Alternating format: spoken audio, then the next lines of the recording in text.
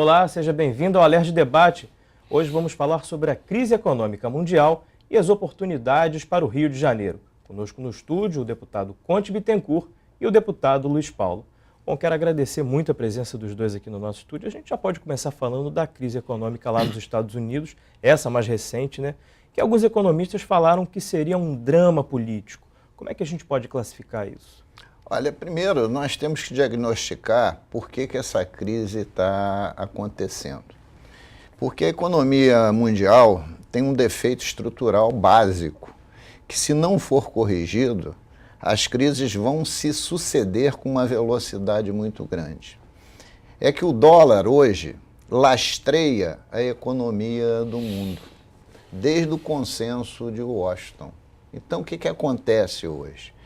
A dívida americana é altíssima, tanto é que o Obama ficou pelejando com o Congresso para aumentar o limite do teto da dívida, mas essa dívida fortíssima, o Obama tem que rodar dólar e tem que dar contrapartida para esse dólar. E qual é a contrapartida? É título do Tesouro Americano, que os outros países compram. O Brasil até é o quarto em compras de título. E aí? Se os Estados Unidos quebrar, o título vai para o pó. E indo para o pó, quem está ativo, quem está fortalecido em título da dívida americana, também vai para o vinagre junto. Então, não pode mais o dólar lastrear a economia do mundo. Tem que ser uma bolsa de moedas, das moedas mais fortes do mundo. Até mesmo uma bolsa de moedas com uma bolsa de commodities não perecíveis, como ouro, prata, platina, diamante, quiçá até petróleo. Então, enquanto não resolver esse problema da economia, é um problema atrás do outro. Luiz Paulo, mas a questão aí é convencer, né, o americano e a economia americana, que ainda é, né, uma das principais, se não a principal do mundo, independente da crise. Óbvio que essa crise que você coloca aí no conceito econômico, ela hoje está lastreada também pela crise econômica, pela crise política, desculpe. Hoje há um agravamento, né, da crise política, porque se avizinha uma eleição presidencial americana. O Tesouro Americano ele vem emitindo e crescendo em função da sua dívida interna enormemente nos últimos anos. Tá? Injetar mais 2 trilhões de dólares nesse endividamento, tá? Eu diria que já foi algo, se você analisar a última década e meia americana, isso vem sendo feito quase como uma rotina, esse crescimento usando o endividamento interno. A coisa agora é que você tem uma crise lastreada no mundo todo, né? Pegou o americano por N razões, tá? E há hoje um impasse político enorme no Estado americano. Agora, será que o americano com facilidade vai abrir mão do dólar deixar de lastrear a economia do mundo? Esse é um debate. Esse é um debate que dificilmente os outros terão êxito, do meu ponto de vista. Mas olha só, é um debate que é obrigatório no mundo, porque o poder do império é do americano, o poder da força. Mas o maior comprador de títulos da dívida americana é a China. E a moeda da China, o yuan, não faz parte do lastro da economia do mundo. E se os Estados Unidos quebrar, leva a China junta. Então, este modelo faliu. E a gente tem, inclusive, uma situação que há 20 anos era impensável, né? Que a gente tem a China, tem a Índia e tem o Brasil como três grandes credores dos Estados Unidos. Verdade. Quer dizer, uma situação que hoje os países emergentes têm uma participação muito forte, para não dizer até decisiva, no endividamento público americano. Pois né? Mas ainda tem aquela pequenina ilha chamada Japão, que é o único país que é credor, tem ainda países da OPEP e a população americana, que comprou os títulos também. Né? Então, a situação é de uma instabilidade horrorosa. Eu digo que isso é um defeito do sistema econômico mundial, um defeito estrutural. E o Brasil, hoje, já tem clareza dessa posição, desde o governo passado, que publicamente o ex-presidente defendeu essa posição de derrubar o consenso de Washington. Porque antes do consenso de Washington, a economia mundial se lastreava no ouro. Mas hoje, com um PIB de 70 trilhões de dólares, não há ouro no mundo para lastrear 20%, 30% desse dinheiro que tem no mundo. Então tem que ser moedas, mas tem que ser bolsa de moedas. Inclusive é muito mais democrático e muito mais seguro. Mas é uma luta difícil. Vai ser uma luta difícil exatamente de convencimento esse ponto, né? dos outros parceiros. Porque não seria um país ou então um pequeno grupo de países. Teria que ser uma reação mundial para mudar esse sistema. Até porque você tira, Luiz Paulo, os emergentes. Né? Hoje a comunidade econômica europeia passa por crise também. Né? O Oriente Médio com todas essas transformações políticas também. Então, tirando esse grupo de emergentes aí, há uma crise no mundo hoje que dificilmente vai deixar que o dólar não lastreie durante esse próximo período aí. Pois é, mas se tem que se avançar. Porque veja só, mesmo na Europa, né, que o Conte colocou agora, o único país que está mais ou menos líquido é a Alemanha. Se a Alemanha abandonar o mercado comum europeu, o euro vai para o vinagre, porque a Grécia é uma crise só, Espanha está em crise, Itália está em crise, né? A França está balançando. Inglaterra com dificuldades. Né? Então você veja recentes revoltas de rua que tivemos na Inglaterra. Então isso precisa ir para o palco das discussões com muita intensidade. Você veja, há 2 anos atrás, na crise anterior, também provocada pela bolha americana das hipotecas de habitação, a Islândia, que sempre foi um modelo de avanço econômico e social, quebrou. O país Islândia acabou. Seria comprado no leilão das almas, talvez pela Rússia, porque faliu totalmente. Então, esse fracasso precisa ser avaliado intensamente por todos os países, porque a interdependência da economia é muito grande. Por isso que é impossível você imaginar o Brasil fora da crise. Se nós somos o 4º credor da dívida americana, nós não estamos fora da crise, nós estamos no olho da crise.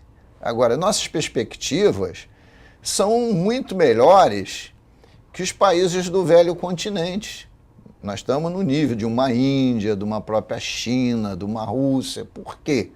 Nós temos um imenso território, vamos bater a 200 milhões de habitantes, uma população ainda ascendente, vai crescer até 2020, um mercado de consumo crescente, uma moeda ainda estável.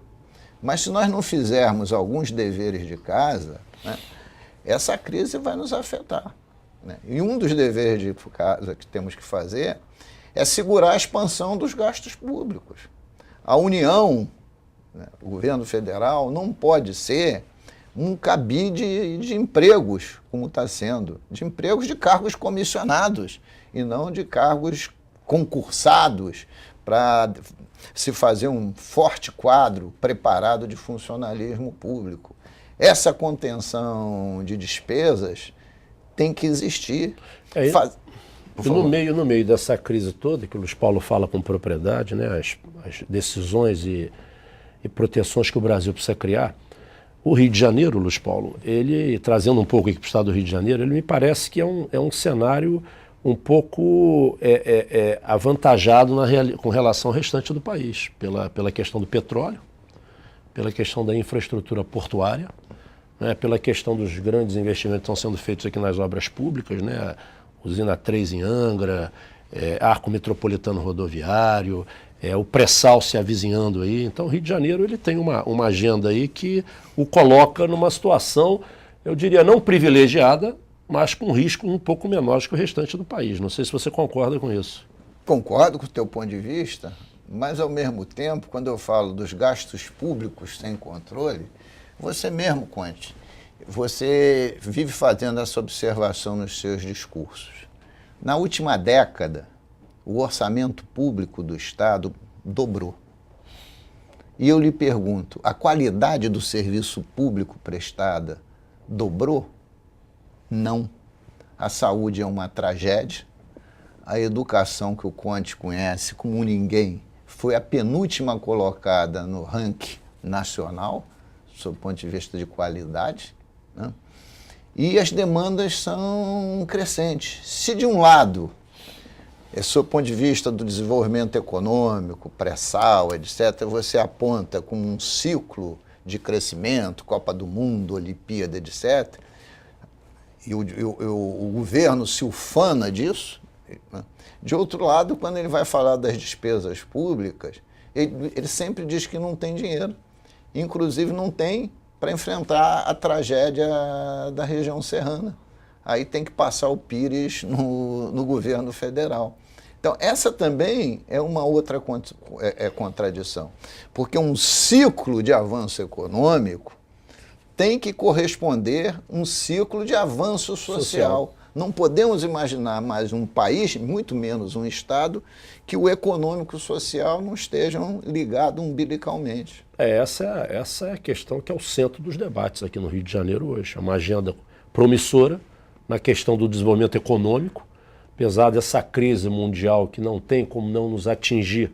A situação do Rio de Janeiro é uma situação que dá alguma vantagem na nossa competição com os demais estados da federação. Agora, a agenda de desenvolvimento social, a qualidade de vida das pessoas, o investimento no cidadão fluminense, essa é uma agenda ainda secundarizada.